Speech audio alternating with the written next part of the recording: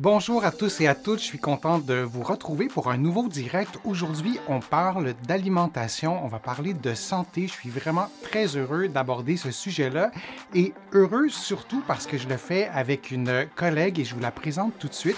Son nom, c'est Andréane Martin. Bonjour Andréane, ça va bien? Alors, je dis tout de suite d'entrée de jeu que les conseils que tu nous donneras aujourd'hui sont en partie tirés de ton livre Pandémie et maladie, se défendre en nourrissant son microbiote. C'est un livre que je vous recommande. Vous allez le trouver sur ta boutique en ligne. Andréane, vous voyez l'adresse à l'écran. C'est facile de pouvoir le trouver et comme je vous le dis, je vous le recommande fortement. Et j'aimerais ça que tu nous parles un peu de toi. Tu travailles notamment en privé. Tu as ton équipe à toi, c'est ça? Oui, exactement. Donc, j'ai une belle équipe de cliniciennes. En fait, c'est sûr qu'on a davantage pris l'angle de la santé préventive via l'angle justement du Hmm. microbiote intestinal, qui est le cœur de notre santé globale.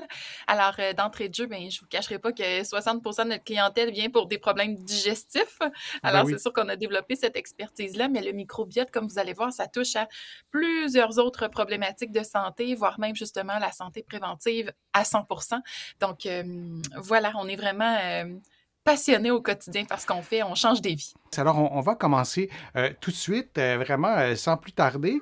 Et je voulais vous parler c'est quoi une saine alimentation. Andréane voulait vous entretenir aussi là-dessus. Et surtout, vous nous avez posé beaucoup de questions, oui, sur une saine alimentation, d'avoir des astuces pour être en santé en s'alimentant bien, mais aussi en respectant son budget, si je peux dire ça comme ça. Donc, ça va être la première partie de ce direct qu'on vous présente. Et Andréane, quand on parle de saine alimentation, c'est un vaste sujet. On pourrait en parler pendant des heures et des heures, mais pour toi, la saine alimentation, en quelques mots, tu définirais ça de quelle façon? Je veux dire, comme toi, c'est tellement vaste, puis d'une personne à l'autre, manger sainement, ça va être différent. Mais admettons qu'on y va de façon très générale. Moi, je trouve que l'assiette santé est probablement la plus merveilleuse image de ce qu'on peut avoir d'une saine alimentation. Donc, beaucoup de couleurs, la moitié de l'assiette sous forme de végétaux. On laisse une belle part, dans le fond, pour les fibres via les grains entiers. Puis, on a toujours nos protéines qui nous accompagnent pour une énergie de longue durée. Puis, on ajoute à ça un ingrédient secret, soit la variété Hmm. alimentaire pour aller chercher vraiment un éventail de vitamines et minéraux. Puis, normalement, on devrait avoir le bon carburant pour notre formidable Formule 1. C'est des conseils très concrets qui sont pas toujours faciles, simples à mettre en pratique aussi. On va aller un petit peu plus dans le détail à cette question, comment manger sainement. En fait, de la qualité des aliments, là encore, moi, quand je suis à l'épicerie, quand je fais mes courses, c'est pas toujours simple de savoir est-ce que c'est un aliment de qualité. Est-ce que tu peux nous donner des trucs sur... parfois, il y a des produits frais, mais parfois, il y a des Mhm. produits qui sont pas nécessairement, comme on voit en ce moment, des fruits ou des légumes. Alors, quels conseils tu peux nous donner pour évaluer la qualité d'un aliment, par exemple, toujours dans une optique de saine alimentation? Oui, l'aliment le plus brut possible.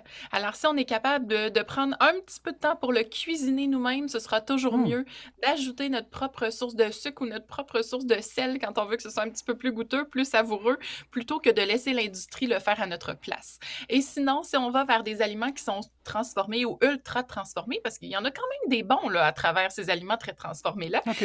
on regarde en fait la liste des ingrédients, bien plus que la valeur nutritive. Le tableau de valeur nutritive, là, c'est compliqué à comprendre, je vous l'accorde. Mais la liste des ingrédients, vous n'avez pas un outil plus parfait que celui-là, parce que ça vous dit en ordre en ordre d'aliments, là, de quoi est constitué votre aliment. Alors, plus c'est long, plus on remet ça sur la tablette, plus ça commence par des huiles hydrogénées, des huiles de palme, du glucose fructose, des synonymes de sucre, plus on remet ça sur la tablette, on veut les aliments les plus bruts possibles, puis on veut comprendre ce qu'on mange. OK. Donc, parce qu'effectivement, parfois, on lit des ingrédients, des choses qu'on connaît, même si on est bien renseigné, puis il y a des mots qu'on ne comprend pas. Donc, plus c'est long, moins c'est bon signe. On peut retenir ça peut-être comme ça. Et pour ce qui est des aliments bio, là aussi, est-ce que c'est essentiel de manger bio? Est-ce qu'on mange bio davantage pour la planète, davantage pour soi, ou est-ce que tu as des nuances à apporter à ça, ou au contraire, tu dis non, on devrait tous manger bio? Comment tu vois ça?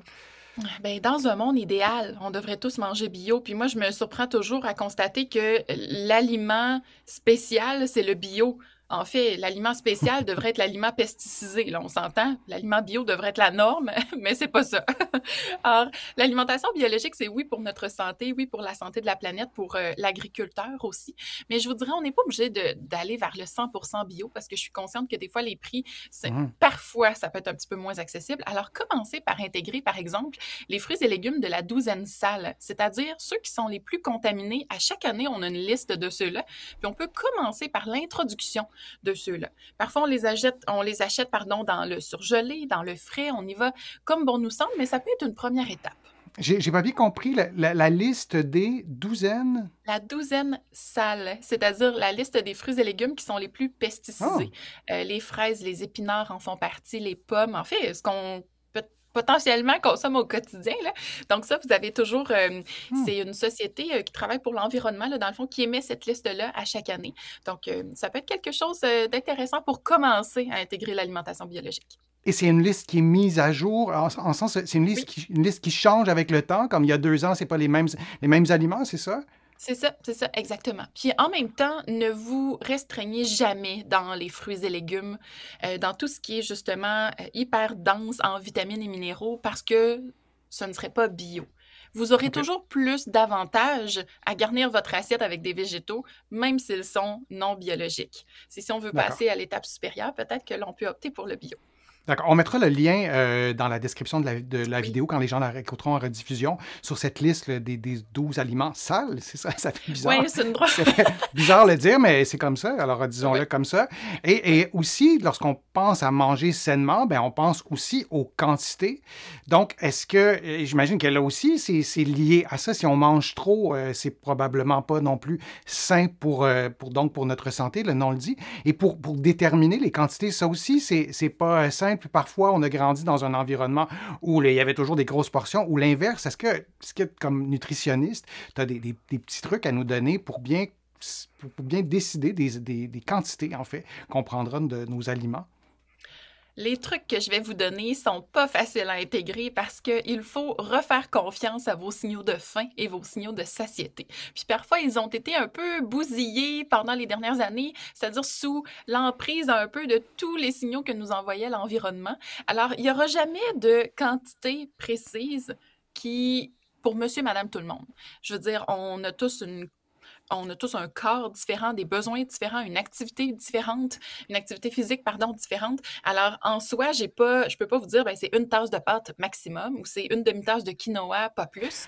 Parce qu'on Donc, entend souvent ça. On entend souvent des quantités très précises, comme si c'était les oui, mêmes pour tout le monde. Mais mais en fond, oui, c'est... mais en même temps, je veux dire, Denis, notre empreinte digitale nous est tous unique. Donc, nos Hmm. besoins nutritionnels nous sont tous uniques. Donc, vos meilleurs outils, ce sont vos signaux de faim et vos signaux de satiété. Puis je sais que c'est pas évident de reconnecter avec ceux-ci, mais il y a tout plein de beaux trucs pour justement être en mesure de revenir à soi-même. Et le premier, là, c'est de manger lentement. Si vous Ah retenez ben, que ça aujourd'hui, ça sera déjà un premier objectif. fait que peut-être pas se concentrer tant que ça sur les quantités, mais de manger lentement puis d'être à l'écoute de ces sensations, notamment de satiété quand on a plus faim. Il y a Voilà. une question que j'ai vraiment relancée, toi aussi tu l'as fait sur nos réseaux sociaux, les gens qui nous suivent pour avoir des questions pour notre direct d'aujourd'hui, pour les vidéos, les contenus qu'on présente.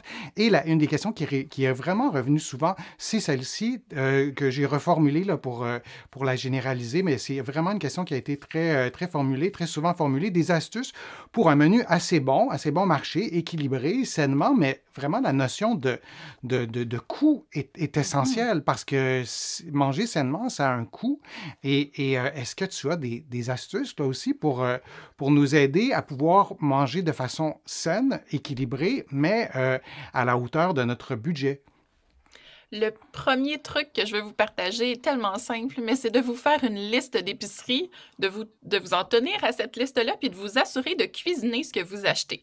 Car le gaspillage alimentaire coûte tellement cher. Premièrement, on n'aime pas gaspiller des Hmm. aliments, mais deuxièmement, mon Dieu, que ça fait un méchant trou dans le portefeuille, là, si vous me permettez l'expression. Donc, d'éviter le gaspillage, ça définitivement. Sinon, de se tourner vers les fruits et légumes locaux, et notamment les légumes racines. Tout ce qui est betterave, les courges, En fait, tout ce qui est courge, butternut, l'oignon, les choux, le rutabaga, le navet, ce sont des aliments qui gagnent à être connus. Je crois qu'ils étaient beaucoup dans nos assiettes il y a plusieurs années de cela, puis on a oublié de continuer de les intégrer avec l'avenue du chou kale, des poivrons, du brocoli, mais ce sont des légumes hyper accessibles financièrement parlant, puis très, très riches en nutriments aussi. Puis, dernier élément, végétaliser graduellement votre alimentation. Ça va être bon pour votre santé globale, ça va être excellent pour la santé de votre portefeuille aussi. Une conserve de légumineuses versus un steak, la différence de coût, elle est majeure. Puis on peut faire un moitié-moitié si on est plus à l'aise de commencer ici. C'est intéressant que tu parles du gaspillage parce que c'est vrai, on en parle un peu partout, mais quand on fait notre épicerie dans notre frigo, le pourcentage du gaspillage, en fait, qu'on a payé, c'est une perte nette qu'on a. C'est un bon truc aussi que tu nous donnes pour pouvoir manger sainement à un meilleur coût. Merci, Andréane. Tu nous as vraiment donné plein de conseils très concret. Je veux rappeler aux internautes ton site web, Andréane Martin. Il y a beaucoup d'informations aussi. Tu as une boutique en ligne. Cet excellent livre, Pandémie et maladie, se défendre en nourrissant son microbiote. Il y a d'autres éléments aussi sur ta boutique en ligne. Tu fais aussi, Andréane, des consultations en ligne avec ton équipe. C'est bien ça? Oui, exactement. Moi, je n'en fais plus là, nécessairement depuis 1 an, mais mon équipe de cliniciennes est extraordinaire. Puis vraiment, je suis très choyée de les avoir avec moi. Puis le feedback des clients est plus que positif. Donc, je suis très contente. J'en doute pas. Et s'il y a des gens qui nous écoutent et qui suivent ma chaîne et qui écoutent cette vidéo aussi et qui veulent aussi avoir une consultation avec les nutritionnistes de ton équipe, on va le dire simplement, il y a une façon de faire. On pourra peut-être t'écrire ou peut-être juste laisser un commentaire aussi dans le fil de discussion de la chaîne. Et il y a une façon aussi de faire pour que tes nutritionnistes puissent aider ces personnes-là avec votre expertise sur le microbiote. Si je ne me trompe pas, vous êtes la seule équipe au Québec de nutritionnistes qui est spécialisé en microbiote, c'est bien ça? Oui, exactement. Puis si vous voulez simplement avoir juste plus d'informations, en fait, lire là-dessus sans avoir des consultations, on a une belle partie blog sur le site web, mais aussi suivez-nous sur nos réseaux sociaux. Je veux dire, tous les jours, on publie sur ce beau sujet-là, sur la santé globale, sur la nutrition. Alors, n'hésitez pas à venir nous suivre, autant sur Facebook, Instagram que LinkedIn. Fantastique. Merci beaucoup, Andréane. Je vous remercie d'avoir été là. Je suis convaincu que les conseils d'Andréane vous ont été utiles. N'hésitez pas à commenter nos contenus. Ça nous fait plaisir. On va essayer de répondre. C'est difficile de répondre à tout le monde, mais on garde vos questions aussi en banque pour peut-être un autre direct.